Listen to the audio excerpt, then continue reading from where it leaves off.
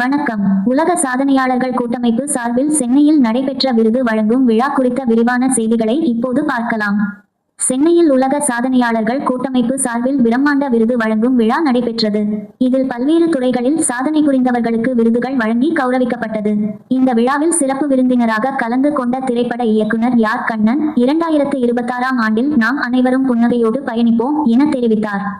மேலும் இரு கைகளாலும் கைதட்டுவது நினைவாற்றலை வளர்க்கும் என்ற அறிவியல் உண்மையை குழந்தைகளுக்கு கற்றுத் தர வேண்டும் என்றும் அவர் வலியுறுத்தி இல்லைன்னா பெருசு இல்லைன்னா அதோட பெருசு ஏதோ ஒரு டைரி மெயின்டைன் பண்ணுங்க. இந்த நாள் நாம யாருக்கு என்ன நல்லது பண்ணோம் அப்படின்றத இரவு படுக்கிறதுக்கு முன்னாடி அதுல பதிவு பண்ணுங்க. ரொம்ப முக்கியமான விஷயம்.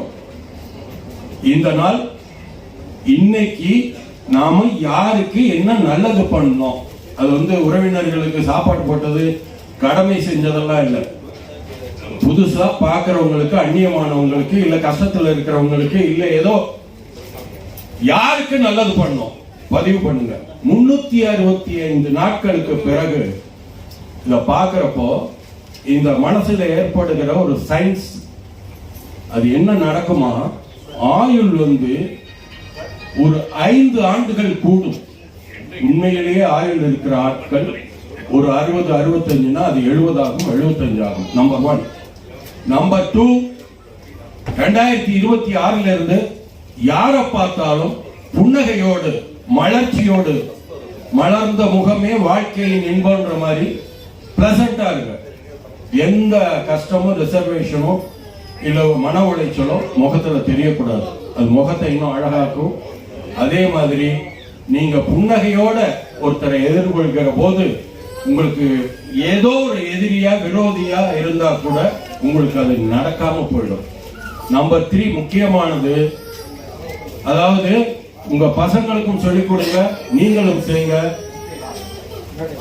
உங்களோட கைகள் இரண்டும் சேர்ந்து அது கைத்தட்டலா மாறுறப்போ நினைவாற்றல் அதிகமாகுது.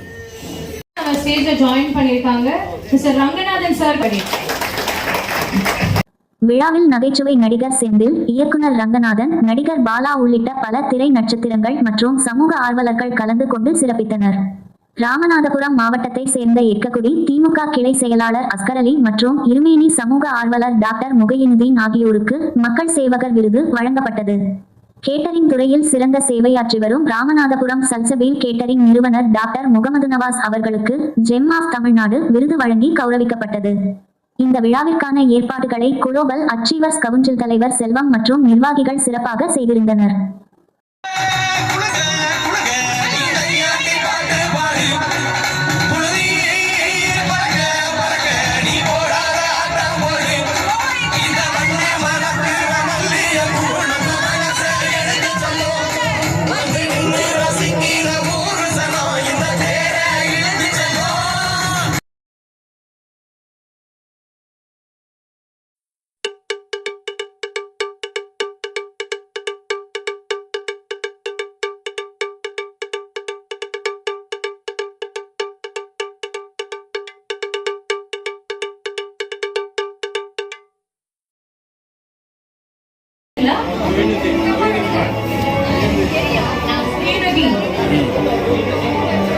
டாக்டர் மொய்னுதீன் அவர்களுக்காக நடந்த கைத்தட்டுகள் ராமநாதபுரம் மக்கள் சேவகர் விருது.